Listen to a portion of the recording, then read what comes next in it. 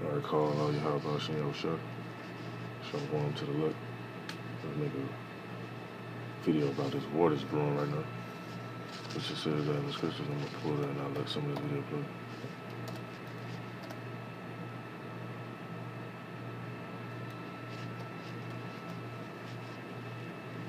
It's in the book of Revelation, chapter 11, verse 14. It says,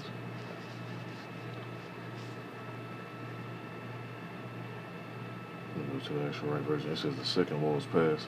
Behold, the third woe is coming quickly. And that's why you keep hearing this stuff about war. They keep fucking attacking these top people that's in their nation, man. Just imagine, see, Esau being a fucking thug. That's what that definition go back into, being a bully, a robber, a murderer, being rogue.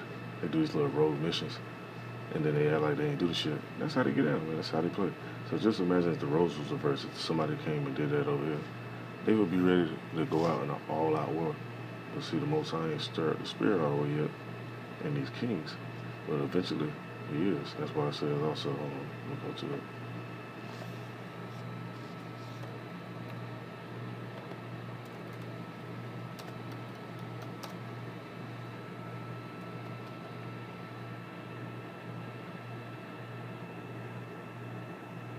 Book of Proverbs, chapter 21, verse 1, it says, the king's heart is in the hand of the Lord Yahweh as the rivers of water.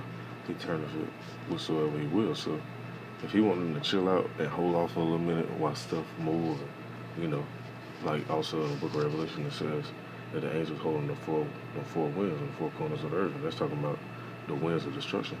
So you can, send the angels down, put the spirit on, work on their minds while they're dreaming, keep them from doing certain stuff they might plan on doing. Like it mentions in the book of Job, when they talk about him putting a thought in the man while he's in a deep sleep. So that he may hide a pride from them. So when they wake up, they might have a plan to do something, and then they end up going left, or they end up thinking about doing something else.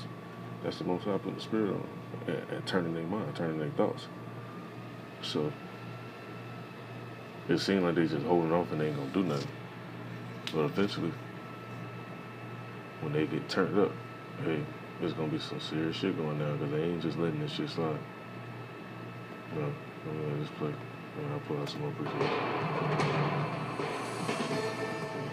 As war impending in the Middle East, this is the Pentagon orders the U.S. carrier strike Group 2 at the Gulf. Now, this also is new court filings are revealing a big pharma company proposed paying pharmacies rebates for Oxycontin overdoses. And the latest in Georgia, as the Secretary of State seems to be now concerned about illegal votes happening in the January runoff. All of this and more on today's News Views Hughes.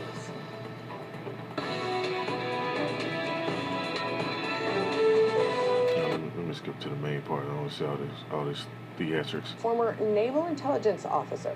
Thanks for joining us, John. Shifted delivery done differently. Our expert shoppers pick up more than groceries. So when your kid's project on fees is due, Jen gets pipe cleaners. Good to be here, Scotty.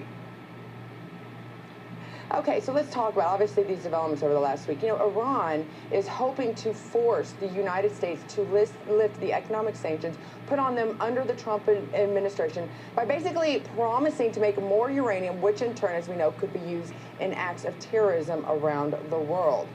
I have to ask, does this seem like a version of almost diplomatic blackmail? Or is this probably a good approach, the only approach that Iran has to get some of these economic sanctions lifted? It's somewhere between blackmail and an international game of chicken. The Iranian regime is in a very, very tough spot. Their economy's in free fall. People are very unhappy. Now, and their nuclear program has been their trump card.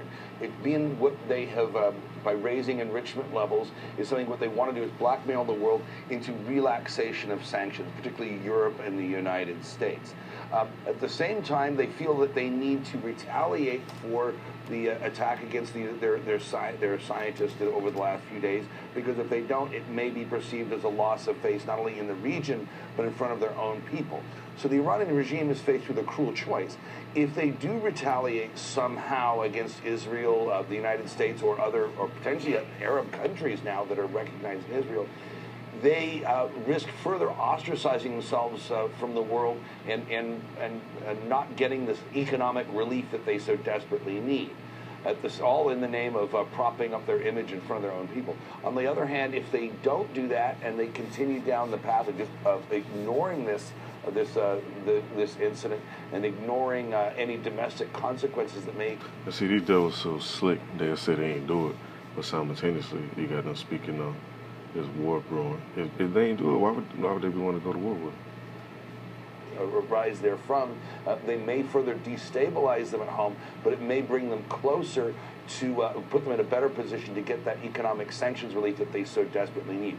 My money's on the latter, that they kind of walk away from this, they climb down from this, and there is no military escalation, because in the long run, the survival of the Iranian regime depends upon economics, and economics in this case means sanctions relief, and retaliation against Israel and the United States doesn't further that goal.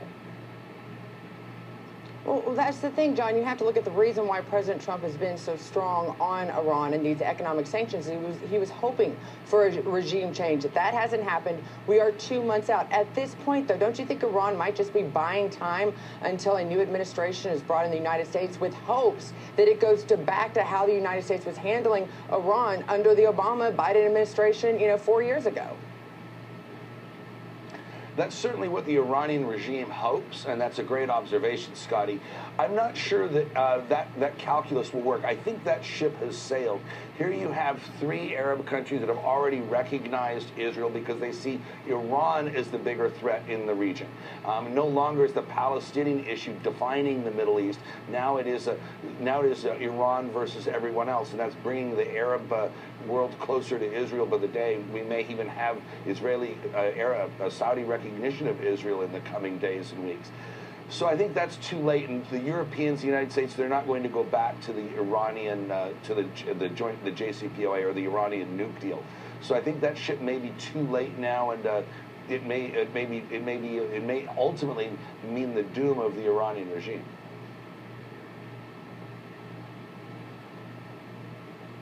Here they go with this advertisement shit. Let me skip past this.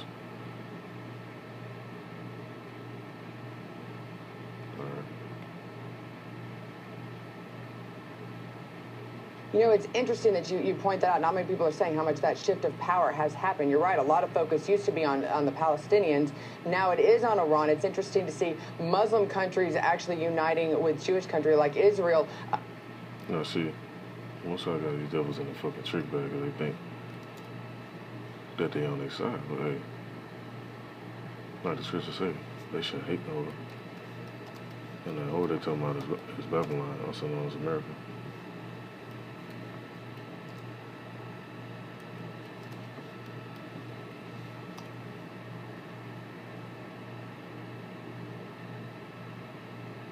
The book of Revelation, chapter 17, verse 16.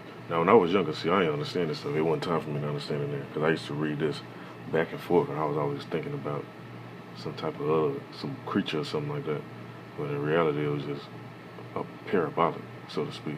Now, that's in the book of Revelation, chapter 17, verse 16. It says, and the 10 horns which thou sawest upon the beast, which is talking about these different nations that actually work together and go to these EU summits, UN meetings, or whatever they be going to.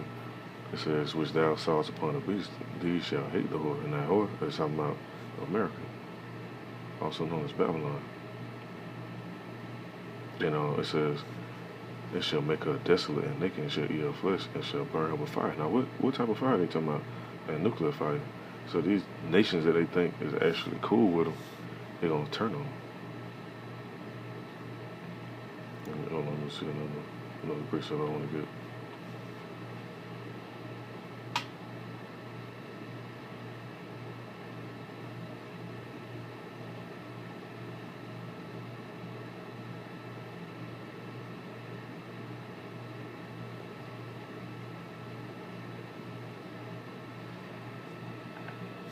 I think that's what I'm looking for. Hold on, bear with me 1 minute.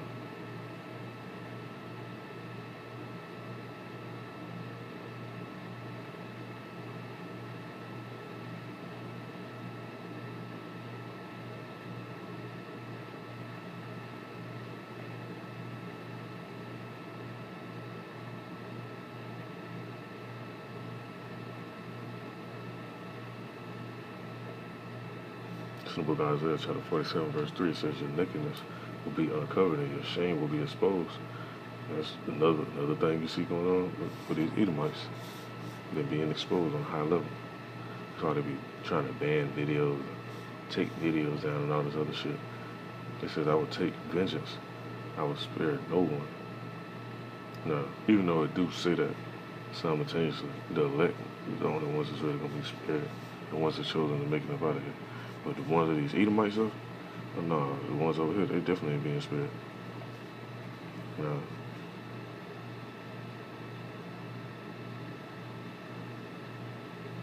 Yeah, and the judgment gonna come, and a lot of these people, they're gonna see it, and they're gonna wonder why.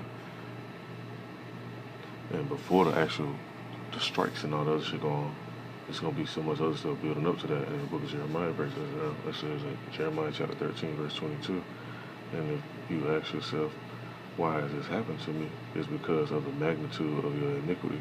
The skirts have been stripped off, and your body exposed. So Esau exposed, man. All the little shit that they've been doing. Everything they don't push that around the world. Making the world drunk. Let me go into that.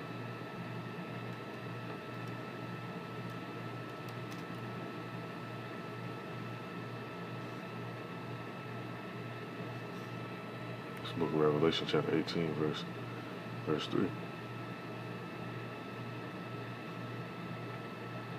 It says, for all the nations have drunk of the wine of the wrath of her fornication. As always, every time you think about America, it really goes into the her, because this place it has a real feminine vibration, like that worship women spirit and all that bullshit, that Ishtar spirit, that Nana spirit on this place real heavy, that Queen of Heaven spirit. That's basically what people be doing. Like a lot of dudes, man, they be so simple, they're so weak, and they'll be worshiping their fucking woman, but they won't try to worship the Most High. Well, that's part of the reason why a lot of this wrath gonna come down on a lot of people, and ultimately this whole place in general. And it says, and the kings of the earth have committed fornication with her, and the merchants of the earth are waxed rich through the abundance of her delicacies. And just like all these other places across seas, whether it be Japan, Iran, or China, Indonesia, all these different little places over there, India, so to speak, they've been made rich. Koreans, they come over here, they eat good, they do trade, cross seas, trade different goods. But they basically got drunk just from off of doing that. But simultaneously, there's judgment. Once that judgment comes, let me read on some more in the book of Revelation. I'm going to pull the rest of this up. Just go ahead and go into it.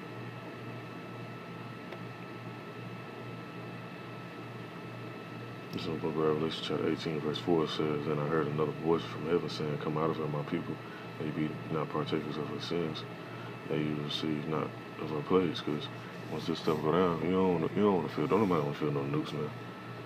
You think it's a joke, think it's a game. And it ain't going to be no game when you see certain people getting beamed up simultaneously while them nukes breaking the atmosphere, roaring, making that noise. Now, verse 5 says, for her sins have reached into heaven, and Yahweh hath remembered her iniquities. All this stuff since this place was founded, from the first president to all the civil wars, to the wars with the Indians, from the slave trade, to the trades they did with the Indians, which most of them was Gad and Reuben and other tribes. The raping, the robbery, and the murder, with the blood sacrifices, all this stuff. The Most High ain't forget none of this. Verse 6 it said, reward her, even as she rewarded you, and double according to her works.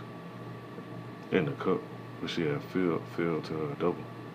And people always talk about karma. Hey, the so-called karma that's gonna happen in this place, man, it's gonna be high level.